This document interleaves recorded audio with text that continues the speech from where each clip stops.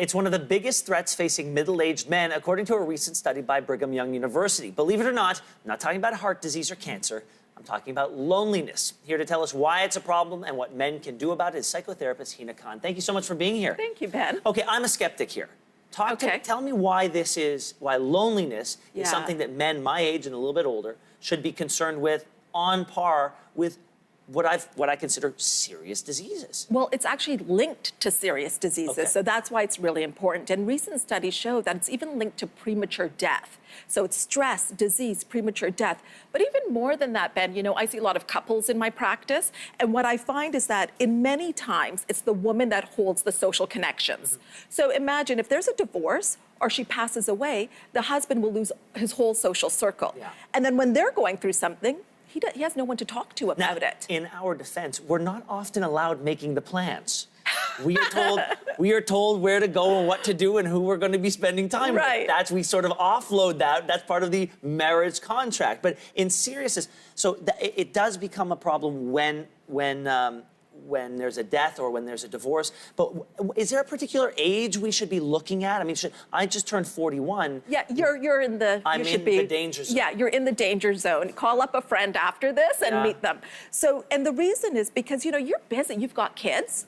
You've got your career. And sometimes if you only have so much time in a day, you're going to want to spend it with your family. And you feel guilty, you know, going out with your friends or something like that. So that's why this is a critical time. But this is the time when you have to nurture those relationships. I call it Fortress Mulroney. When I go home, I want to lock the door. I imagine that there's a moat around my house. And if you want to get in, you got to know the code.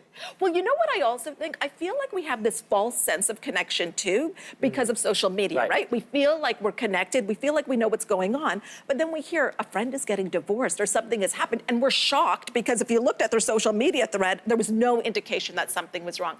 We need that face-to-face. So what can I learn from my wife, who does, you're right, hold a lot of those social connections? What are women doing that men aren't doing? They're making it a priority. So first, Ben, you've got to make the decision. Like, men have to make the decision that this is important. And for those that feel guilty about taking time away from the kids, it's wonderful to show your kids healthy friendships. So you're doing them a favor.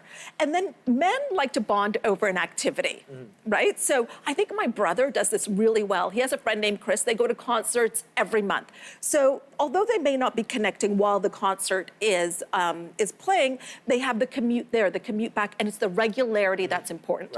My brother also has an all-male book club.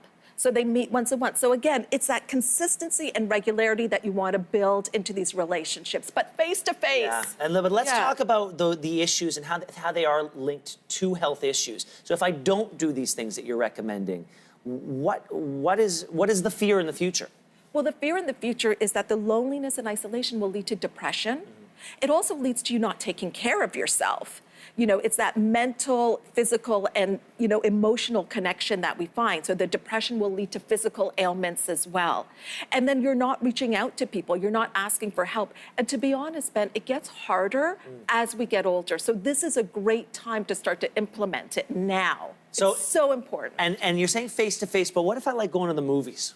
That's okay. That's okay? That's okay, because at least you're in proximity. Like, I mean, are you sitting together? Or are they in a different with row? my friend. Yes, I don't need a buffer zone. No, but that's a guy thing. Guys love to have something else to focus on other than this. Okay, so it's not necessarily about a constant communication. It can just be about spending time with someone else. And so maybe you've got a movie date with a buddy that, you know, once a month or every 2 months, you always go and you make sure you're going to see a movie and you make it a priority. Watching football, watching hockey, these are all acceptable activities? Absolutely. Jessica, are you watching? I love you. Like Sundays, you know. Sunday, what are you going to do? He's busy. Well, this is all very excellent, and I'm very excited to learn that I could be much more social and still not have to talk to you too much. That's right. It's a dream. Hina, thank you so much for being here. You're very welcome. We appreciate it.